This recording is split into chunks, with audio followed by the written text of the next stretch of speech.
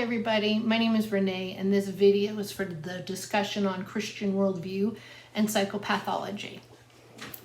So I want to start off by saying that I would have to say that I didn't really have a clear view or understanding of what a Christian worldview was until taking the integration of spirituality and counseling class for my graduate degree.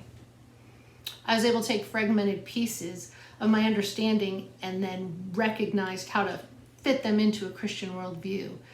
In McMinn's book, Psychology, Theology, and Spirituality in Christian Counseling, he highlights three foundations for psychological and spiritual health. First is the psychological perspective, which entails having an accurate sense of self. Second is the theological perspective, which is having an accurate awareness of needs.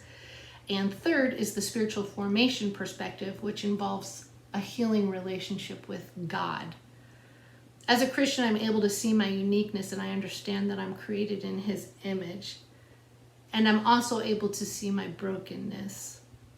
So in looking at psychopathology through a Christian lens, I believe having a holistic approach to well-being is what's important. And that includes physical needs, mental needs, emotional needs, spiritual needs, and social needs.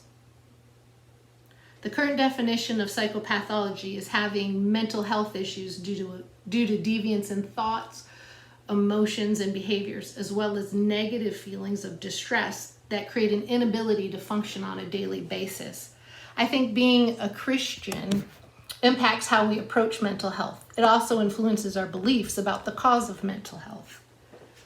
Buttman and Urhouse define psychopathology as the study of calamities of the soul, believing that something is lost in studying psychopathology as merely defiance, dysfunction, danger, or distress.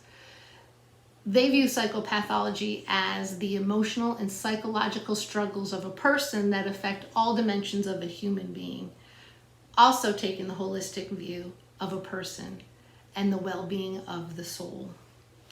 I believe abnormality from a Christian worldview signifies being separated and or alienated from God.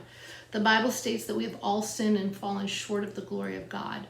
McMinn states that our sin is our sickness, dating back to the fall when Adam and Eve chose to sin in the garden.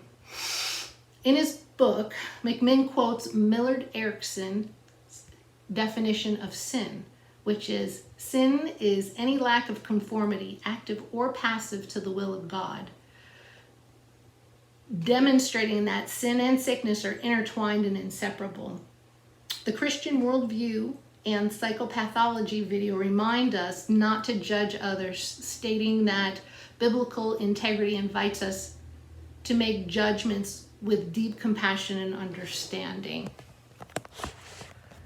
Secular views of what would be considered abnormal include failure to function adequately, being unable to cope with the demands of everyday life, such as self-care, holding down a job, having meaningful relationships with others, as well as failing to make themselves understood.